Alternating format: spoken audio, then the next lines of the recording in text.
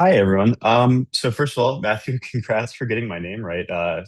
You'd be surprised how many people mispronounce Dean. But yeah, I'm from the College of William and Mary. I'm a postdoc in the physics department, and today I'm going to be talking to you about a very a crate that I've been working on for a little while now. It's still zero version, so it's not quite ready for maybe production use, but I've been using it in my own kind of research opportunities. And one of the unique properties of it is going to be what I'll talk about today, which is parameter transforms. So, uh, the kind of overview I'm going to give here is I'm going to tell you about parameter transforms, like why they might be important, why we might want to use something like this. And then I'll show you my implementation. The crate is called Ganesh. And then I'll show you a really short, but I think neat example. So in many like scientific applications, we want to fit a model to data, right?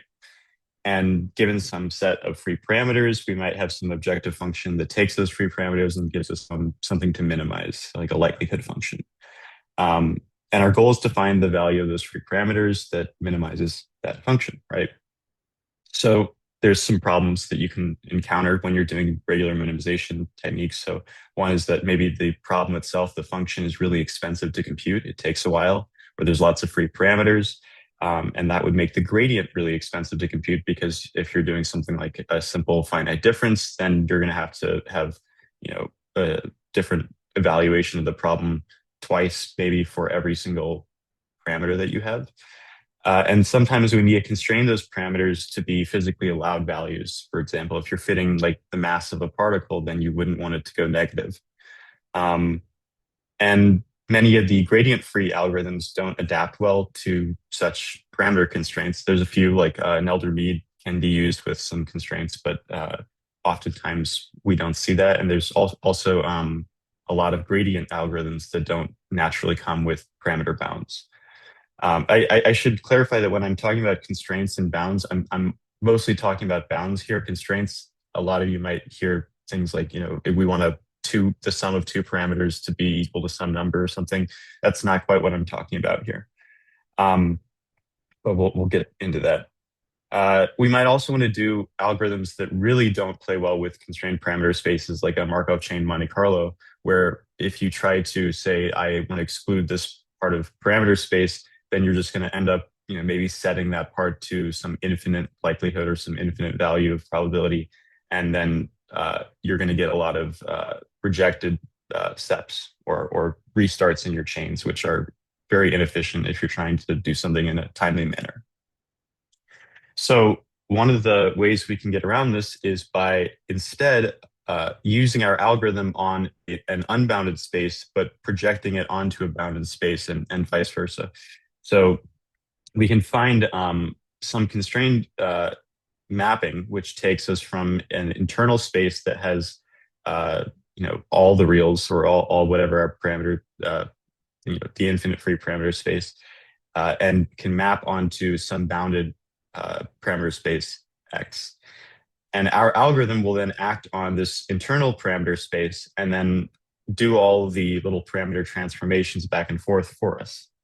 Or I guess we would have to implement that, but I'll show you what Ganesh does for us. So if we need a gradient, for example, we can use the Jacobian of that transform to transform an external or internal gradient between the two spaces. And if we need a Hessian, then we can use also the component Hessian of that transform, which is found by taking derivatives of the ith component of the transformation function. Um, and both of these methods can be also inverted. You can find, the Hessian to go backwards and the pullback uh, gradient to go take the gradient to either space. Um, but the important thing is that we can do this, and it's not terribly difficult if you have a well-written transformation that can easily take derivatives. So knowing this transformation, the Jacobian, maybe the component Hessian, gives us all the pieces we need to make a well-behaved transformation between these two well-behaved spaces. And that can make it really easy to calculate important things like maybe covariance matrices, which involve the Hessian and need to be transformed to our external constraint space if we want to actually have valid, say, parameter errors or covariance elements. In my field, in particle physics, we have this monolithic program called root, and it contains a minimizer called MINUIT. And MINUIT is kind of unique in the space of minimizers in that it's actually a combination of a couple of things, and it does some very interesting things along the way. Particularly, it uses what's called a BFGS algorithm step, but it allows you to do parameter constraints with this, not by the typical method, which we know of as LBFGSB, but instead by transforming the problem in a nonlinear way using the constraints I've listed as the equations here. So essentially, it takes all of these equations, and depending on what bounds you tell the minimizer to use, it will transform your parameter in that way according to those equations and minimize your problem in that constrained space. Now, there's one really unfortunate thing that MINUIT doesn't do, which is that it doesn't actually compute these higher order derivatives like the Jacobian or Hessian. So when you want to know maybe the uncertainty in a parameter after the fit, the recommendation from the MINUIT documentation is to just do the fit again without bounds, but start maybe near where you found the minimal value. And this can be a problem for several reasons, which you might think of. But one could be that your actual true minimum of your function is in the restricted or is outside of the restricted space. So maybe doing that minimization will lead you to a different result. Either way, it's not ideal, but good news is that we can do it. So I'll talk to you quickly about kind of the state of the art before I get into my work. So when I first started using Rust, I was a bit frustrated by things like I think argmin is the kind of de facto standard crate that everyone uses for minimization, as far as I know. But it requires a lot of like configuration is the thing I noticed when I was using it. So here's an example of doing a LBFGS search on a Rosenbrock function. And the things that I was a little bothered by is that you have to declare what kind of line search you want to use. And also you have to, that number 7 that shows up there is the number of stored steps in your L, for the limited memory part of your BFGS search. So it works, it's fine. But it's a little complex for somebody who's used to something maybe more like this, which is where I was coming from before I started Rust. I was using quite a lot of Python, and I still do quite a lot of Python. But in Python, we all know that there's this very easy minimization technique called SciPy. We just go to SciPy and we say import the minimize function, and then we just put our function in, we put our initial condition in, we maybe specify a method, we maybe add bounds, it'll even pick whichever method we want to use, or whichever method to use depending on whether we have bounds or not, and then it'll just do the fit. And so when I was designing my minimization crate for my I wanted to make it more of an opt-in for these kinds of customizations, where you don't have to really specify things unless you really want to. So this is an example of the same Rosenbrock fit, but I am using the LBFGSB algorithm since I did implement it in my crate. I've also added a bunch of other algorithms, several gradient and gradient-free algorithms, some particle swarm optimization, and a couple of MCMC methods, because these are all kinds of things that I actually used in my own research. So I kind of implemented things as I needed them, and then if I saw a cool algorithm, I thought maybe I'll implement that too. So with all these implementations, I noticed that not a lot of them use parameter bounds or adapt to bounded spaces. So one of my goals when developing Ganesh was to make it really easy to deal with these parameter transforms so that you could just easily put bounds on any kind of algorithm you want. So this was done using a trait, which I'm just showing here.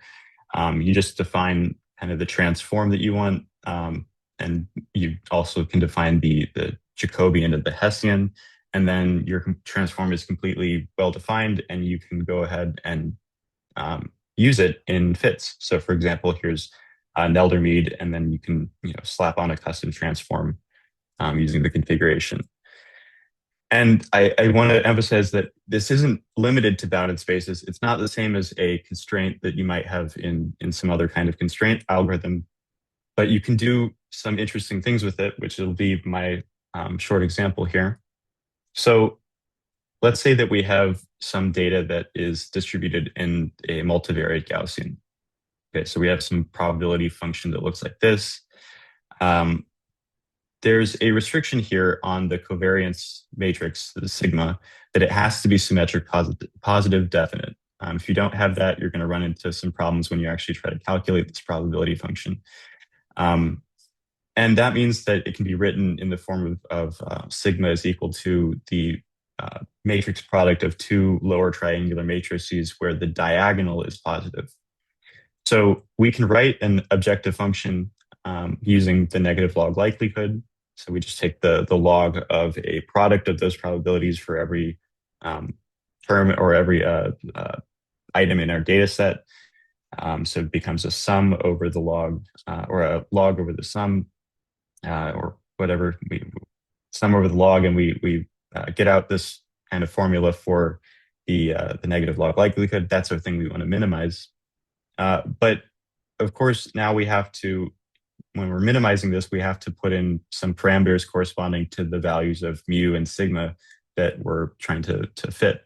And not every value that we put in for sigma, the sigma matrix is going to be a valid positive semi-definite matrix.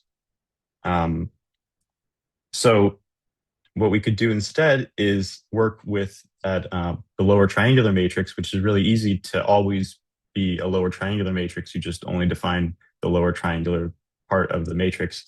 And it's also pretty easy to always make sure that the diagonals are positive. You could either do this by always, instead squaring the diagonal, or you could compose it with another bounded, transform and do both in kind of two steps, which is what I'll show in the next slide. But basically, we can rewrite our problem as, instead of using this matrix sigma, we can use this lower triangular matrix in combination and define all the transforms and derivatives via this transform trait. And then, because we've defined all that, we can still work in the land of sigma, but all of our internal algorithm will be operating over the land of these lower triangular matrices instead. So we can do things like, write out this transform. I haven't written out actually the implementation here, but you can go see it on the documentation of Ganesh. And then, we might take an additional transform of, or an additional set of internal bounds on the things that come out of this transform and compose them together. So this then we can apply to our minimization problem and work in this constrained space while only observing the I guess I should say we can observe the unconstrained, or we can observe the constrained space while only working in the unconstrained space by our algorithm just working in free space. So as mentioned, kind of the neat thing that we can do here is apply this to algorithms that really don't support bounds at all, like Markov chain Monte Carlo. So this is a corner plot that I have of just a solution for this 2x2 or two-dimensional multivariate Gaussian fit. And you can see that there's some lines that are here. The blue lines are the parameter of truths. The reds are a simple fit using Nelder-Mead. And all the points are from an ensemble slice sampler algorithm. So to wrap up, this is all included in my crate Ganesh. It implements all these algorithms that I've mentioned, but also some others, all in pure Rust, all with very minimal configurations. So you shouldn't have to configure things when you're trying to do the fit unless you really want to. It currently uses an algebra for all the linear algebra. I'm working on making that generic in the next update. And if anyone wants to contribute things, I'm open to contributions. It's mostly kind of like a little project that I've been working on just because it's something that feeds into my actual research projects. But I like to make little improvements when I can. Some other libraries that you should absolutely check out if you're interested in this kind of work is argmin, of course, because it's kind of the most robust and probably the most modern set of, or maybe most complete set of algorithms out there. And then Basin is one I just heard about recently, actually, by looking at the Zulip for how I found out about this too, which is a really cool library that does a lot of very interesting things and also has a LVFGSB implementation, so it has some bounded minimization. Um, and just to wrap up, feel free to contact me with any questions. My email's here, or if you have any questions, of course, you can put them in the chat or the Q&A. So thank you.